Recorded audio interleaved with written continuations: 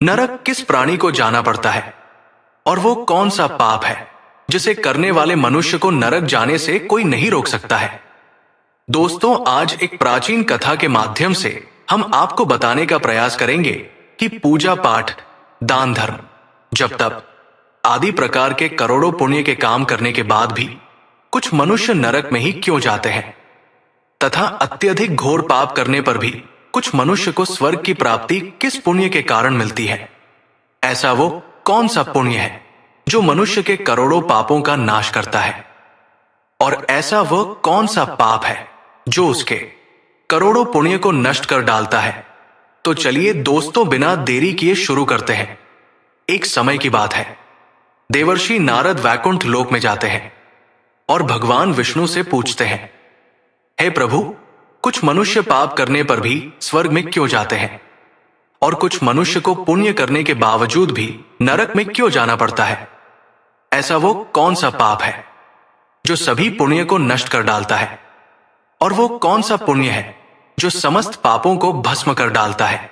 तब भगवान विष्णु कहते हैं, हे देवर्षि, आज आपने संसार के कल्याण हेतु उत्तम प्रश्न किया है।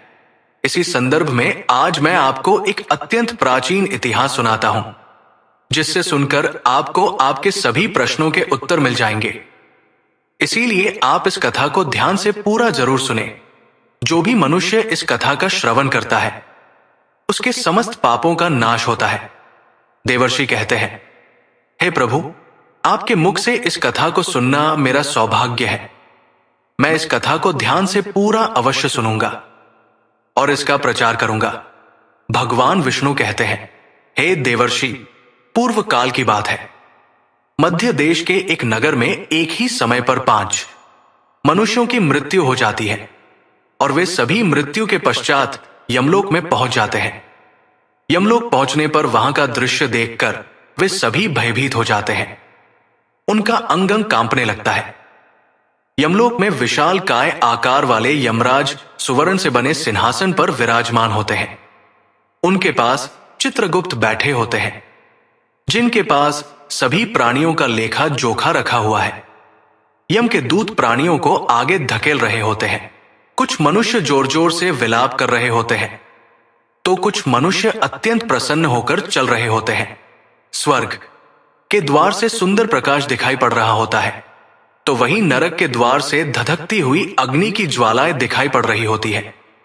इस भयानक दृश्य को देखकर वे पांचों एक दूसरे से बात करने लगते हैं और अपने अपने पाप के विषय में चर्चा कर रहे होते हैं। उन 5 में से 4 लोगों ने अपने जीवन में बहुत पाप कर्म किए हुए होते हैं और उन सभी को यह जान पड़ता है कि अब वे चारों ही नरक में ही जाने वाले हैं। उन चारों में एक चोर होता है, दूसरी वेश्या होती है, तीसरा विद्वान पंडित होता है, तो चौथा एक राजा का सैनिक होता है, तथा 5वां एक धनवान किसान होता है। वे पांचों अपने अपने कर्म फलों को भुगतने के लिए तैयार होते हैं।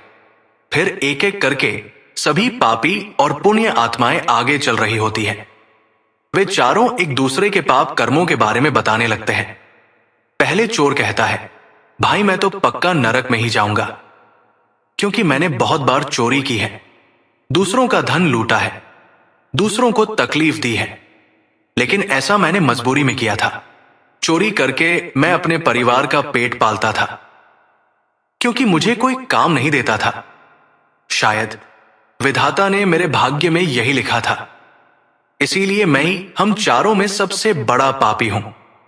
मेरे पाप से मुझे कभी मुक्ति नहीं मिलेगी, ये मैं जानता हूं। पता नहीं मुझे अगला जन्म किस पशु का मिलेगा, यमराज मुझे कौन सा दंड देंगे। उसके बाद वो वेश्या बोलती है, भाई, हम चारों में मैं ही सबसे बड़ी पापिनी हूं।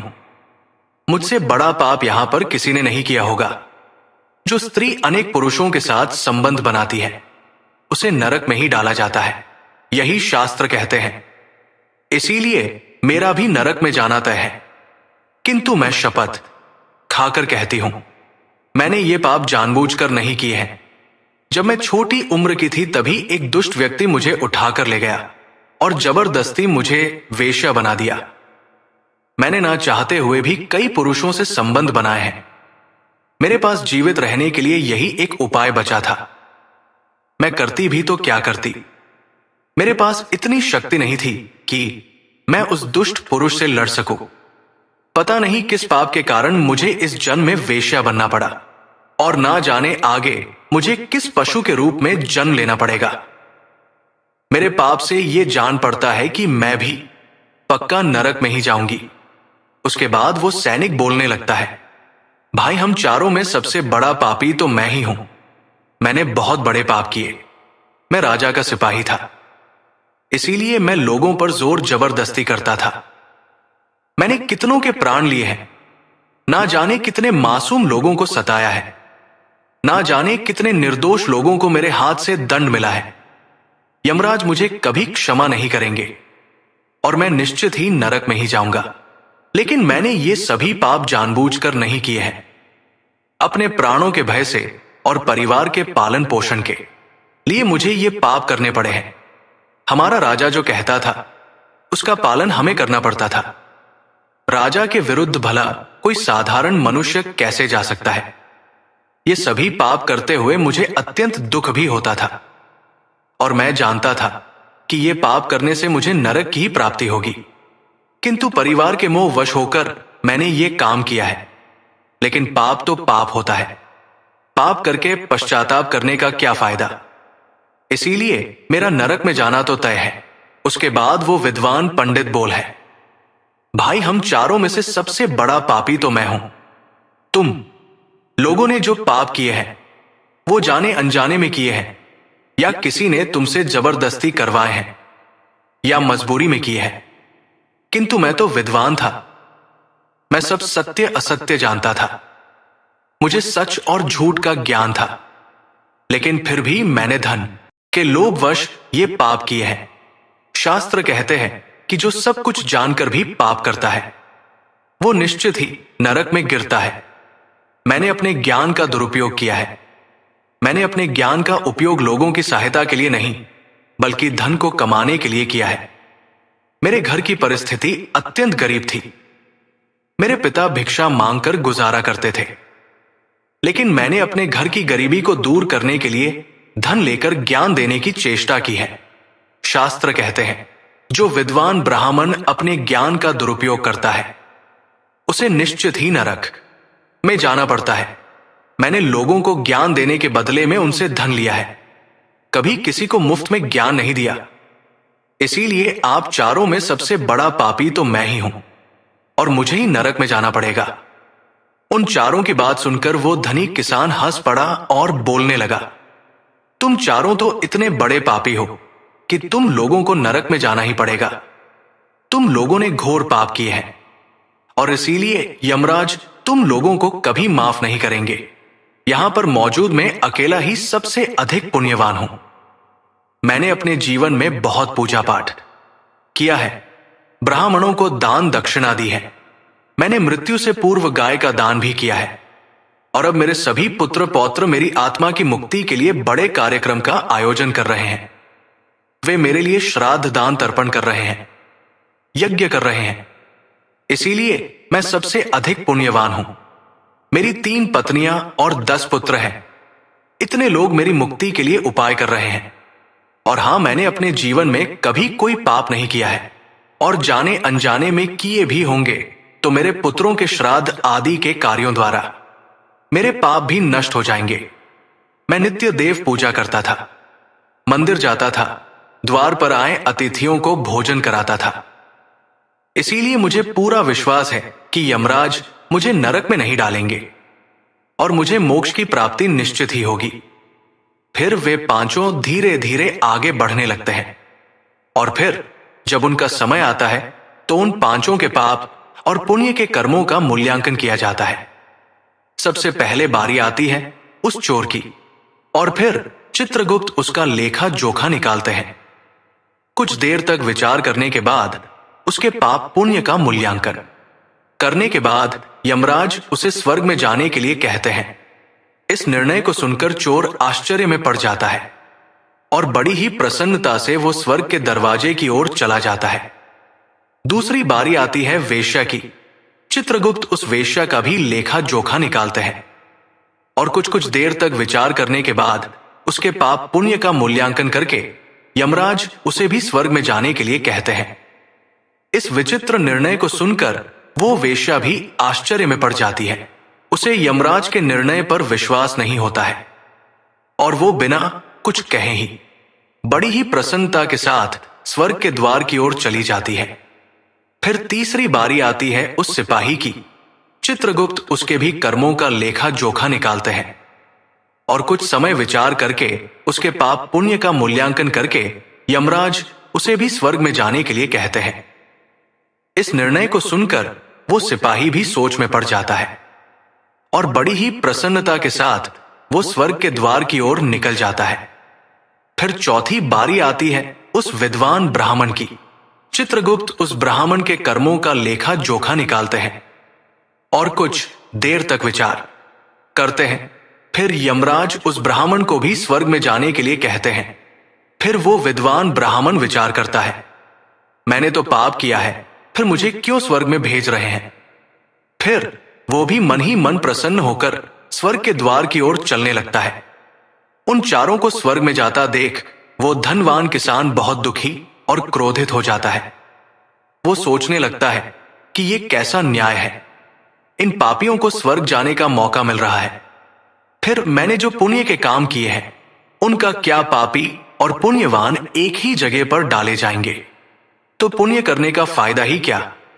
फिर उस धनवान किसान को यम के दूत जोर से धकेल देते हैं और कहते हैं, अरे पापी तू आगे चल, तुझे नरक में डाला जाएगा, यमराज तुझे माफ नहीं करेंगे।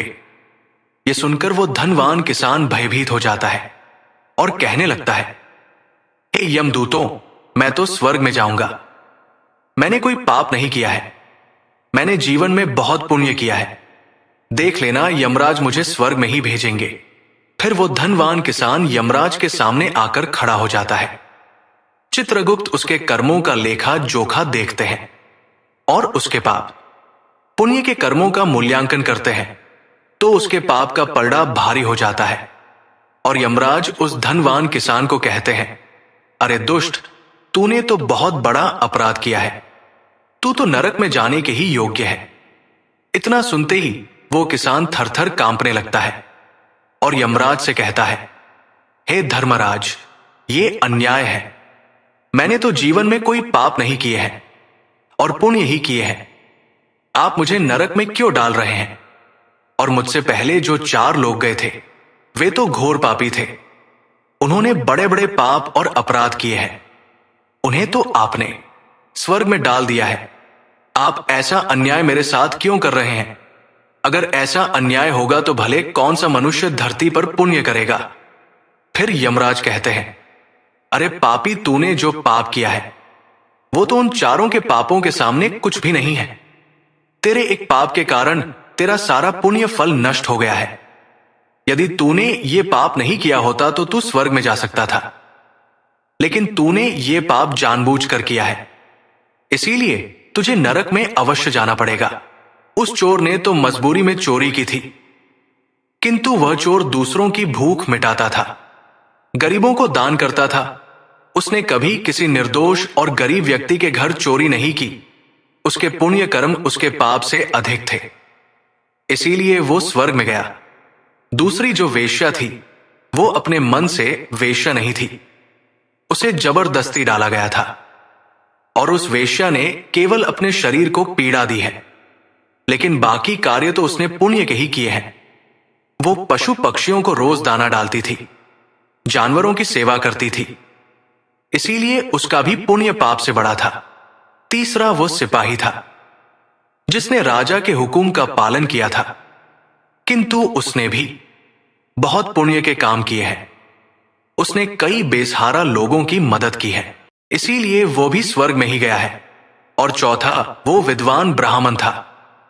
उसने अपने ज्ञान का दुरुपयोग अवश्य किया है, किंतु वो नित्य गाय की सेवा करता था, दान धर्म करता था, इसीलिए उसके भी पुण्य पाप से अधिक थे और वो भी स्वर्ग में ही गया है। इतना सुनकर वो धनवान किसान बोलता है, हे धर्मराज, इन चारों ने जो भी पुण्य किए हैं वो तो मैंने भी किए हैं, बल्कि उनसे ज्यादा किए हैं। फिर भी मैंने ऐसा कौन सा पाप किया है जो मुझे नरक में भेजा जा रहा है? यमराज कहते हैं, हे दुष्ट, याद कर तूने उस अबला विधवा नारी पर गलत लांछन लगाया था कि उसने तेरे घर पर चोरी की है, और इसके साथ ही तूने उसके ऊपर कई अन्य गलत लांछन लगाए थे। उसे व्यभिचारिणी और वेश्या कहकर उसके चरित्र का हनन किया है, और राजा ने उसे सत्य समझकर उस अबला विधवा नारी को मृत्यु दंड दे दिया था। हे पापी मनुष्य, ब्रह्मा हत्या, चोरी, मदिरापान आदि प्रकार के घोर पापों से भी प्रायश्चित करके मुक्त हो सकता है, किंतु दूसरों पर गलत लांछन लगाने पर कोई प्रायश्चित नहीं है।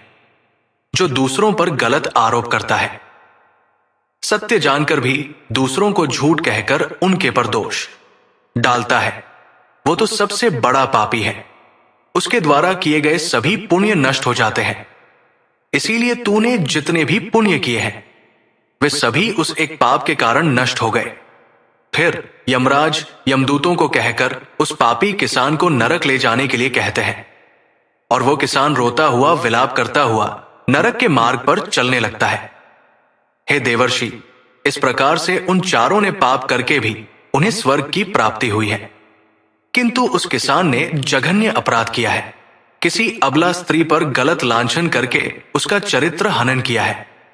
एक स्त्री सदा ही पूजनीय है।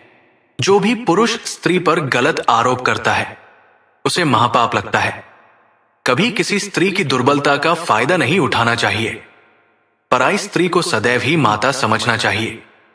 जो पराई स्त्रियों पर गलत दृष्टि डालता है उसे पाप ही लगता है। जो विधवा, दुखिया स्त्री को सताता है उसे नरक में जाना पड़ता है। मनुष्य को कभी सत्य का मार्ग नहीं छोड़ रहना चाहिए। सत्य के मार्ग पर चलकर ही स्वर्ग की प्राप्ति होती है। असत्य का साथ देने से मनुष्य के सभी पुण्य भी नष्ट हो जाते हैं। तो दोस्तों, कभी किसी पर गलत आरोप नहीं करना चाहिए। सत्य जानकर भी असत्य का साथ नहीं देना चाहिए। जो दूसरों पर गलत आरोप डालता है उसे यमराज कभी क्षमा नहीं करता है। उम्मीद है आपको यह कथा पसंद आई होगी। वीडियो को लाइक जरूर करें और कमेंट में जय श्री कृष्ण अवश्य लिखें। साथ ही चैनल को सब्सक्राइब करें। आप सभी का धन्यवाद।